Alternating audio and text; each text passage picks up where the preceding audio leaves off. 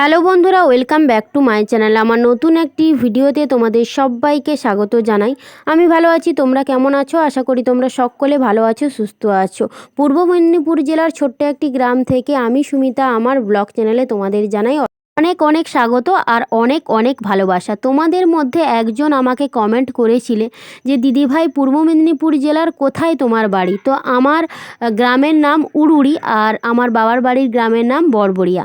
তো যদি কেউ শুনে থাকো অবশ্যই কিন্তু কমেন্টে জানিও। যাই হোক, দেখো সকালবেলায় ঘুম থেকে উঠেই আমি দুয়ারটা আগে ঝাঁটিয়ে দিয়েছি, তারপরে থালা বাসনগুলো আগে ডুবিয়ে দিয়ে রেখে দিয়ে গেছিলাম, তারপরে দেখো এসে মাজতে বসে পড়েছি। তো চলো ঝটপট করে সকালের কাজগুলো একে একে সেরে নিই। তারপরে আবার জল ধরা আছে, আর এখন উঠতেই উঠতেই প্রায় 7টা বেজে যায়, আর আমি ওঠার সঙ্গে সঙ্গে ঋদ্ধি ছুটে যায় বলে না তাড়াতাড়ি উঠি না, তো সেই কারণে প্রায় 7টার কাছাকাছি হয়ে যায়। তো যাই হোক, তোমাদের মধ্যে আরও একজন দিদিভাই আমাকে কমেন্ট করেছিলে যে তোমার সকালবেলার যে পুকুরে বাসন মাজা সেইটা কিন্তু দেখতে ভালো লাগে। তো সেই দিদিভাইয়ের জন্যই আজকের কিন্তু আমি এই বাসন মাজা থেকেই ব্লগটা কিন্তু শুরু করছি। যাই হোক, দেখো কাজগুলো একে একে সেরে নিই, তারপরে তোমাদের সঙ্গে কথা হচ্ছে।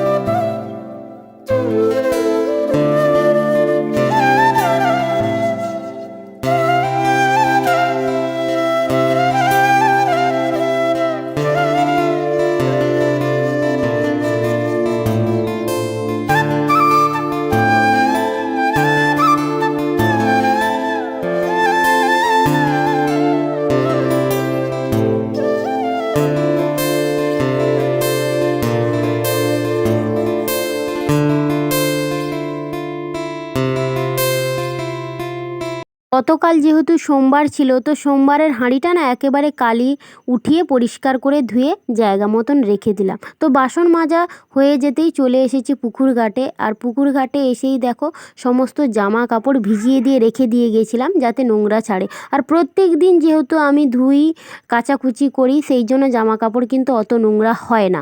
আর বাড়িতে ঋদ্ধি রয়েছে মানেই প্রত্যেক দিন আমার কাচাকুচি থাকে।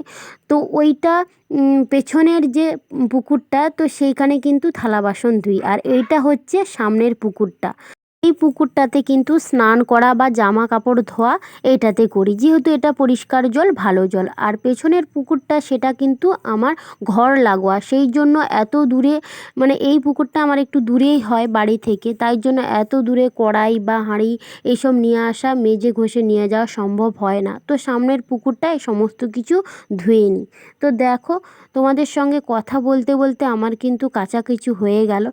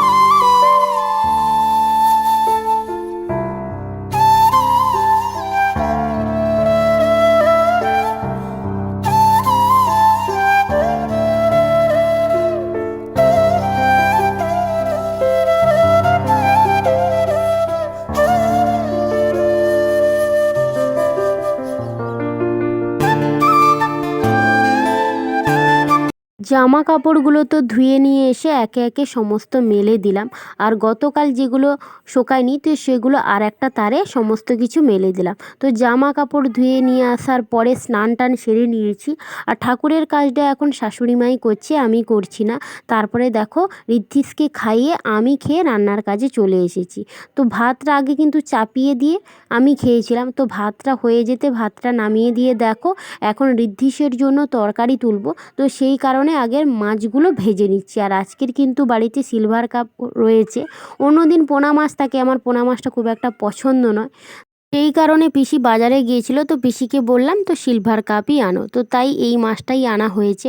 আর আজকের দুপুরে রান্না হয়েছিল মাছের ঝোল আলু দিয়ে, আর পুঁই বিজুলি থাকে না, তো সেইগুলোর তরকারি, আর রিদ্ধিসের জন্য আলাদা করে একটা যেমন সবজি তরকারি থাকে, তো সেই তরকারি। তো আমি রান্না বান্না সেরে তো রিদ্ধিসকে আনতে এসেছি পুকুর ঘাটে। শাশুড়ি মার কাছে ও ছিল, তো ওকে যখন আনতে আসি, ওকে এখন স্নান করাবো খাওয়াবো, সেই কারণে তো যখন আসি দেখি তো কাকিমা মানে মন্দিরে গিয়েছিল ক্ষীরভোগের হাঁড়ি দিতে, তো এসেই দেখো পুজো করছে পুকুর ঘাটে বসে। তো পুকুর ঘাটে বসে এই পুজোটা করছে, এটা কিন্তু পুকুর ঘাটেই করতে হয়, আর এটা আমাদের গ্রামে বলে গঙ্গা পুজো, যেহেতু পুকুরের ঘাট মানে পুকুরের সাইডে করছে। তো দেখো কলা বাতাসা দুধ সমস্ত কিছু নিয়ে চলে এসেছে, তার সঙ্গে প্রদীপ ধূপ সিঁদুর টিপ সব রয়েছে, এখানে দেখো ফুল সব কিছুই রয়েছে। তো এইগুলো দিয়ে পুজো হবে। আর এই পুজোটা দেখো মাটির ঠাকুর বানিয়েছি তিনটে, যে কোনো তিনটে নয়তো পাঁচটা এভাবে ঠাকুর বানিয়ে ফেলেছে, দিয়ে এভাবে কিন্তু পুজো করছে। আর আমি ফোনটা কিন্তু সাথেই নিয়ে এসেছিলাম, তারপরে দেখতে পেয়ে তোমাদের সঙ্গে ভিডিওটা শেয়ার করলাম। আর এইটা আমাদের গ্রামেগঞ্জে করে, কারণ মানে যাদের ছোট ছোট বাচ্চা রয়েছে না, তাদের মায়েরা করে অনেক সময়, কারণ মানে বাচ্চা মানুষ তো জানে না পুকুর ঘাটে চলে আসে, তো সেই কারণে সন্তানদের উদ্দেশ্যে মারা কিন্তু এই পুজোটা গঙ্গা পুজো কিন্তু করে থাকে। আমিও কিন্তু করেছিলাম। যাই হোক দেখো, তো কাকিমা পুজো করা শেষ হয়ে যেতে চলে এসেছি বাড়িতে। এসেই ঋদ্ধিষকে খাওয়ানো টাওয়ানো হয়ে যেতে কিন্তু আমি মানে শুয়েছিলাম ঋদ্ধিষের কাছে, ও ঘুমিয়েছিল। তো বিকেলবেলায় উঠে দেখো সমস্ত কাজ একে একে সেরে নিচ্ছি। দেখো জামা কাপড় তুলে নিয়ে এসে সমস্ত কিন্তু ভাঁজ করে রেখে দিচ্ছি। বিকেলের কাজকর্ম সেরে আমি আবার একটা জায়গায় বেরিয়ে যাব, তো কোথায় যাব না যাব সবটাই তোমাদের সঙ্গে শেয়ার করব। আর ওদিকে ঋদ্ধিষও ঘুমিয়েছিল, যে ও উঠে গেছে, আমি কাজে যাব বলে একটু তাড়াতাড়ি উঠলাম, কিন্তু ও কিন্তু সঙ্গে সঙ্গেই উঠে গেছে। তো ওকে এখন শাশুড়ি মা নিয়ে রেখেছে, আমি বললাম ওকে একটু নাও, তো ওকে রেডি করিয়ে দিয়ে শাশুড়ি মার সঙ্গে ঘুরতে বেরিয়ে গেলেই কিন্তু আমি বেরিয়ে যাব, না হলে আমাকে কিন্তু দেখতে পেলেই কান্নাকাটি জুড়ে দেবে। তো চলো জামা কাপড়গুলো আগে জায়গা মতন রেখে দিই, তারপরে তোমাদের সঙ্গে কথা হচ্ছে।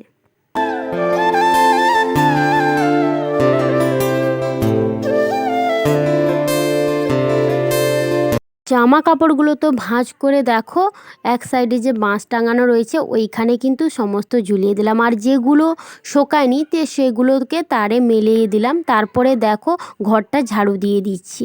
তো বিকেলের কাজকর্ম সেরে আমি যাব, ওই যে গ্রুপ হয় না গ্রামে গঞ্জে যে মহিলাদের গ্রুপ হয়, তো সেইখানে আমি যাব। তো কি কারণে ডেকেছে জানি না, আমাদের কিন্তু সেভাবে ডাকে না, তো কি কারণে ডেকেছে জানি না। তো যাব, 4টের সময় টাইম দিয়েছে, এখন বাজে কিন্তু 4:20। তো যাই হোক, বাড়িতে বাচ্চা মানুষ আছে, তাকে রেডি করিয়ে কাজকর্ম সেরে যেতে যতটুকুনি সময় লাগে। আর যাওয়ার সময় তো সাইকেল নিয়ে যাব, তাড়াতাড়ি যাব। তো যাই হোক, আর কোনো অসুবিধা হবে না। তো কাজকর্ম শেষ করে দেখো সাইকেলটা কিন্তু আমার বাইরে ছিল, পিসি নিয়ে গিয়েছিল বাজারে। তো দেখো এক সাইড থেকে সাইকেলটা নিয়ে কিন্তু আমি বেরিয়ে পড়েছি। আর চাদরটা কিন্তু গায়ে দেইনি, চাদরটা কিন্তু খাঁচার মধ্যেই রেখেছি, যেতে যেতে যদি আবার শীত লাগে সেই কারণে। তো যাওয়ার সময় এমনি চলে যাব, আসতে যদি সন্ধ্যা হয়ে যায়, তো সেই কারণে চাদরটা কিন্তু গায়ে দেবো। তো এখানে চলে এসেছি দেখো, আর সবাই চলে এসেছে। আমি যখন এসে দেখি অনেকজনই এসেছে, আমি আসার পরেও অনেকজন এসেছে। তো চলো এখানে কি কাজকর্ম আছে সেইগুলো সেরে নিই, বাড়ি গিয়ে একদম তোমাদের সঙ্গে কথা হচ্ছে।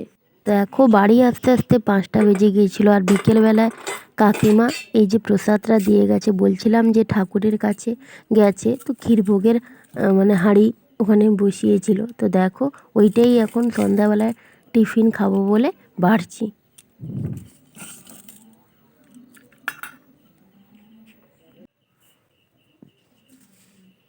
আজকে রাতে দেখো আলু মাখা ভাত খাবো, তো শাশুড়ি মা খাবে না, আমিই খাবো।